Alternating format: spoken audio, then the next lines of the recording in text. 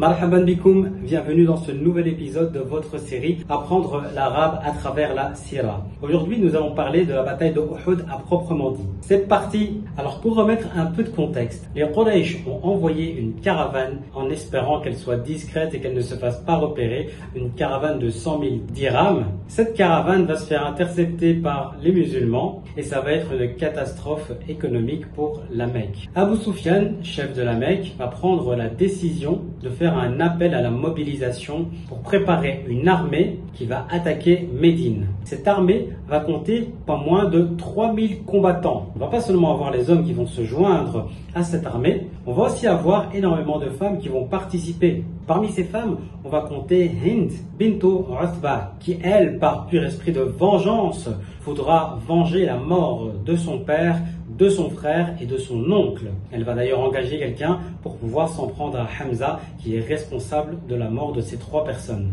On va aussi avoir parmi les combattants hommes des gens comme Khalid ibn al-Walid, radiyallahu anhu, évidemment c'était avant qu'il se convertisse à l'islam, qui voudra aussi venger la mort de son père. Son père, un notable, rappelez-vous, El-Mourira, va mourir pendant la bataille de Badr.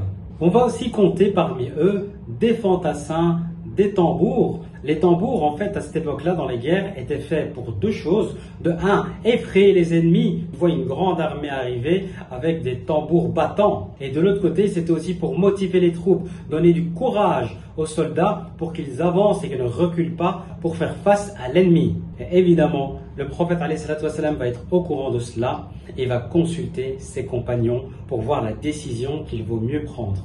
Mais avant de partir sur cette partie-là, on va d'abord voir le vocabulaire qu'on vient de voir ici dans cette première partie. Durant cette bataille, on va compter énormément de cavaliers parce que Quraysh va bien se préparer pour pouvoir affronter les musulmans. Et des cavaliers, on va dire fursan. Parmi les personnes qui vont être présentes, on va compter des fantassins. Les fantassins en arabe vont se dire moucha. On va compter parmi eux aussi des personnes qui vont frapper sur les tambours pour pouvoir motiver l'armée. Ces personnes-là en arabe, on les appelle daribi. Et ceci était réellement une déclaration de guerre à l'encontre des musulmans. Une déclaration de guerre en arabe va se dire I'alan al-harb. L'objectif de Quraysh est clair, attaquer la ville de Médine et anéantir les musulmans. Le prophète alayhi salatu wassalam va consulter ses compagnons pour pouvoir prendre la bonne décision. On va voir des personnes comme Hamza, radiyallahu anhu, un de nos héros de Badr, qui va proposer au prophète alayhi salatu wassalam de sortir de la ville de Médine pour aller à la rencontre des Quraysh. Le prophète alayhi salatu wassalam, pendant cette période, va faire un rêve. Dans ce rêve, il va voir une vache qui est égorgée et il va l'interpréter comme étant des compagnons, plusieurs parmi ses compagnons qui vont mourir. Il va voir aussi une ébréchure sur le tranchant de son épée. Et là, il va interpréter ça comme étant un coup qui sera porté à sa famille. Et enfin, il verra aussi ses bras, ses mains rentrer dans une armure, une cuirasse solide. Et il va interpréter ça comme étant la ville de Médine. En gros, si nous restons à Médine, nous serons protégés. Si nous sortons, nous risquons un revers. Énormément de compagnons, le prophète alayhi salatu wassalam, vont être d'avis de sortir, comme je le disais, par exemple Hamza. Et d'autres encore vont dire, nous n'avons pas pu participer à Badr, nous voulons aller les affronter sur le champ de bataille hors de la ville. D'autres vont même dire, avant l'islam, les gens n'osaient pas attaquer la ville de Médine. Ce n'est pas aujourd'hui que les gens vont venir nous attaquer. On va aller à leur rencontre hors de la ville de Médine. Je vous ai dit que les Quraysh veulent attaquer Médine. Une attaque, en arabe, on dit El-Hujum. Beaucoup des compagnons qui n'ont pas participé à Badr veulent avoir du mérite. Et un mérite en arabe, on dit Al-Fadl. Le prophète alayhi salatu wassalam a fait un rêve, a vu un songe. Et ça, en arabe, on va dire Ru'ya. Le prophète alayhi salatu wassalam, dans son rêve, a vu des vaches égorgées. Des vaches en arabe se dit Baqara. Les compagnons du prophète alayhi salatu wassalam vont donner leur opinion. Une opinion en arabe, on dit Ra'i. Le prophète alayhi salatu wassalam va prendre une décision. Une décision se dit Qarar.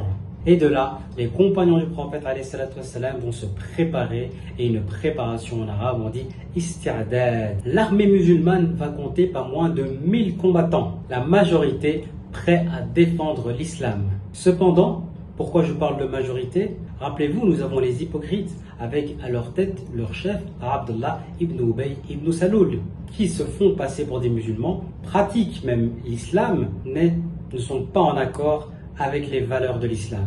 Abdullah ibn Ubay ibn Salul va jouer d'une ruse Est-ce qu'il est intéressé à partir au combat? Non, il risque sa peau pour une religion à laquelle il ne croit pas. Alors, il va dire en chemin, alors qu'il était avec l'armée, finalement, je ne suis pas certain qu'il va y avoir cette guerre. On n'avait aucune certitude que Quraysh va venir. À côté de ça, si Quraysh vient, la vie du prophète c'était de rester à Médine. Et nous l'avons obligé à sortir. Non, moi je retourne à Médine. Et sachez qu'il l'a dit avec énormément d'éloquence et avec toute l'influence qu'il avait sur certaines personnes qu'il connaissait avant l'islam. Même si eux étaient des musulmans sincères. Il va réussir à faire changer d'avis 300 personnes parmi les combattants musulmans qui vont faire défection et vont retourner dans la ville de Médine.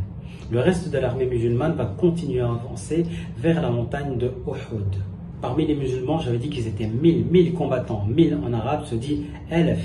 Nous avons une partie de l'armée, 300 hommes qui vont faire défection, qui vont partir en retraite. Et on va dire ça, insihab. Ça va semer le doute et le trouble dans le rang des musulmans. Le doute se dit shek. Mais alhamdoulilah, 700 hommes vont rester accrochés au prophète alayhi salatu wassalam et aller sur le champ de bataille. Et ces gens-là étaient sincères. La sincérité se dit ikhlas. Le prophète alayhi salatu wassalam va utiliser une tactique. Il va poster l'armée avec la montagne de Uhud dans leur dos, de telle façon à ce que personne ne puisse les attaquer en venant de derrière eux. Et la ville de Médine, du coup, est en face d'eux. Ça veut dire que lorsque l'armée des Quraysh va se retrouver en face des musulmans, ils auront dans leur dos la ville de Médine. Et ceci est déroutant pour eux, parce qu'ils ne savent pas si devant eux, il y a toute l'armée musulmane, ou s'il y a encore une partie de l'armée qui va arriver de la ville de Médine. Ça voudrait dire qu'ils pourraient être pris en étau. C'est clairement pour qu'ils soient dans une situation inconfortable. À côté de ça, le prophète alayhi salatu wassalam va voir un monticule. Sur ce monticule, il va demander à 50 archers de se positionner. Ils seront sous la responsabilité de Abdullah ibn Zubayr, radiyallahu anhum, et il va leur donner comme règle, ne descendez jamais de ce monticule, même si vous voyez des oiseaux charognards venir manger notre corps. Ne descendez dans aucun cas de ce monticule. Alors une montagne en arabe se dit Jabal. Et ici on a la montagne de Uhud, Jabal Uhud. L'armée s'est déployée, s'est répandue, on va dire Toazia. La raison de la position de l'armée musulmane avec d'un côté la montagne de Uhud dans son dos et en face de la ville de Médine était pour clairement mettre la pression sur les Quraysh. La pression en arabe se dit Dort. Et pour le monticule, là on va dire Tallun. Le prophète alayhi salatu wassalam va donner un ordre clair de rester sur ce monticule. Un ordre se dit Amr. Et tout ceci faisait partie du plan du prophète alayhi salatu wassalam. Et un plan en arabe se dit Khutta. L'armée de Quraysh est là, fait face aux musulmans. Évidemment, dans cette position déroutante, où ils voient en face d'eux la montagne de Uhud, ils ne peuvent pas attaquer les musulmans de par leur dos. De plus, s'ils voudraient prendre les musulmans à revers, étant donné qu'il y a des archers postés sur le monticule, ils ne peuvent pas le contourner. Ils vont essayer maintes et maintes fois, mais sans jamais y arriver. Dans les rangs des Quraysh, nous avons un homme qui s'appelle Wahshi. Wahshi est un esclave à qui on a proposé de sa liberté et de l'argent, et en contrepartie, il devait tuer Hamza. Lui, il n'était là que pour ça. L'esprit de vengeance de Quraysh ne l'intéressait pas. Lui, ce qu'il voulait avoir, c'était sa liberté et la récompense. Cet homme va être engagé par Hind binta Utba, qui voulait venger la mort de son père, de son frère, de son oncle. Donc, comme je disais, Wahshi veut être libre. Et la liberté en arabe se dit Hurriya. Wahshi voudrait avoir la récompense. Cette récompense est une promesse que lui a fait Hind. Et une promesse en arabe se dit Wa'd. Les 700 musulmans contre les 3000 combattants de Quraysh vont s'affronter. Assez rapidement, le combat va tourner à l'avantage des musulmans, comme c'était le cas pour la bataille de Badr. Voyant cela, les Quraysh vont commencer à reculer, à reculer, à reculer.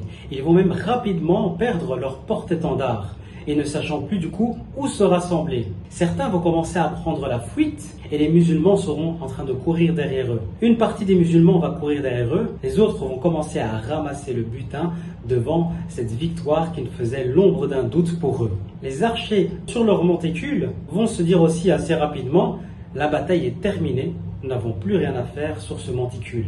Une grande partie d'entre eux vont descendre, laissant une petite poignée, on compte à peu près une dizaine de personnes, et eux vont commencer à ramasser du butin aussi. Khalid ibn al-Walid était un fin stratège. Il va voir cela et il va se dire voilà une occasion rêvée que pour pouvoir prendre les musulmans à revers. Il va foncer sur le monticule avec un petit contingent pour pouvoir s'occuper de ces archers, qu'ils ne soient plus un danger, une menace. Ensuite, une fois que cela sera fait, il va redescendre du monticule et attaquer les musulmans à revers dans leur dos. Voilà, c'est tout pour aujourd'hui. Nous allons demain voir quelle sera la réaction de l'armée musulmane qui voit ses archers descendre et qui va se retrouver pris en sandwich entre l'armée de Quraysh qu'ils attaquent et les cavaliers de Quraysh qui arrivent dans leur dos. Ma'as salama.